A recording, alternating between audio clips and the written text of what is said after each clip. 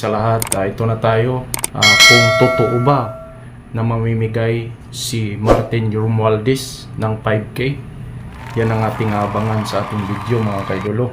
Kaya tara, pag-usapan natin yan. Let's go. Ito na nga mga kaidolo. Ito yung pag-uusapan natin. Yan yung tao na yan. Yan yung may binuong isang agency na tinatawag na AKAP. Kaya pakinggan natin kung saan niya kukunin yung budget na to. Siguro alam nyo na to, pero i-recall natin. Yung mga beneficiaries ng AKAP o 5,000 pesos cash may bibigay natin ngayon. Ngayon daw, palakpakan. Ngayon daw ang ibibigay niya, no? Mapira pala to. Pero hindi alam nitong mga tao na to na nandyan ngayon sa gym na yan. Isa ako sa tao na kinukuhaanan niya ng pera. Isa ako din. Paano masabi? Kaya kung alam nyo kung saan galing yung AKAP na yan na pera, isa ako na nagbeneficiary dyan.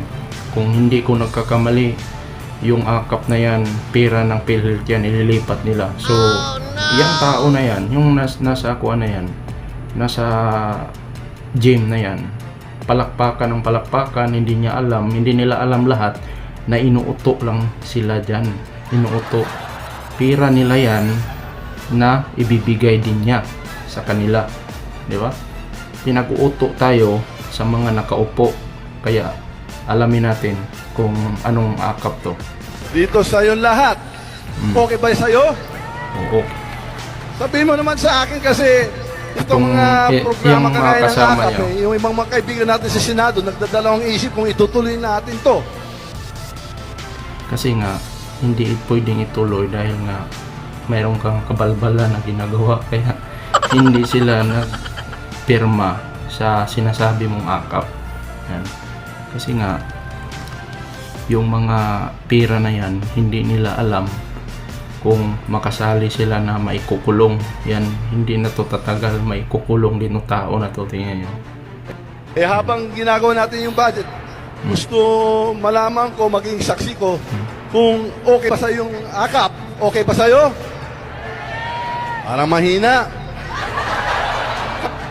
Yung tipong pinag-uuto lang yung mga nasa gym, hindi nila alam na pera din ng taong bayan yan ibibigay. Akala ng mga tao na yan galing sa bulsa nitong may sign na yan, buaya. Yung pera na yan galing din sa taong bayan yan, ibibigay din niya para babango siya sa ngayong eleksyon. Kasi parang may kuha na tanong ng tatakbo ito pagka senador. So yan, si Romualdez, yan yung pinakamagaling na magiging senador. Kaya butuhan niya yan. Magaling yan mag-isip ng budget para sa kanyang bulsa. Yan. Hindi sa taong bayan. Kayo po dyan sa taas, yung 5,000 na AKAP, gusto mo ituloy itong programa na to? Ayan, para sa Hindi ba? Parang inuuto yung mga taong bayan. Itong mga tao na to, mukha kasing mga pera ng ibang Pilipino na to. Kaya yung ibang Pilipino dyan na inuuto lang ng mga nakaupo sa posisyon. Sibak kayo kasi yung pera na yan galing sa PhilHealth, ililipat sa AKAP. Ngayon kikita si Romualdez.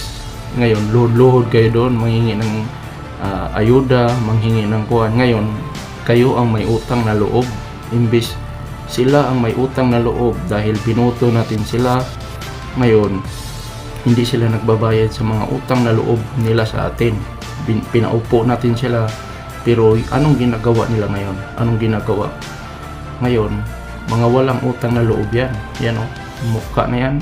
Walang utang na loob to.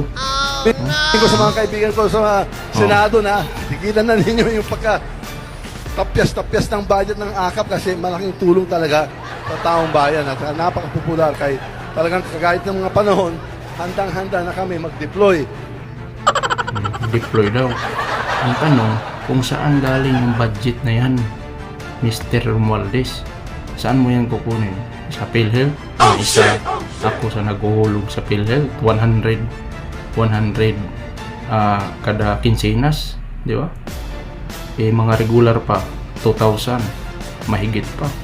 Kaya mag-isip-isip tayo mga bawat isa nating Pilipino na itong mga tao na to hindi na to pwedeng ipaupo sa posisyon sa sunod na eleksyon, kasi lalong sasama ang ekonomiya ng ating bansa. So ngayon kaya natin ipaglaban dahil makapangyarihan ang tao kaysa politiko, tandaan natin yan. Kaya kung nagustuhan nyo yung video, paki-share para marami pa tayong content na magagawa ng katulad nito. So share na lang, at maraming salamat at magandang gabi sa ating lahat.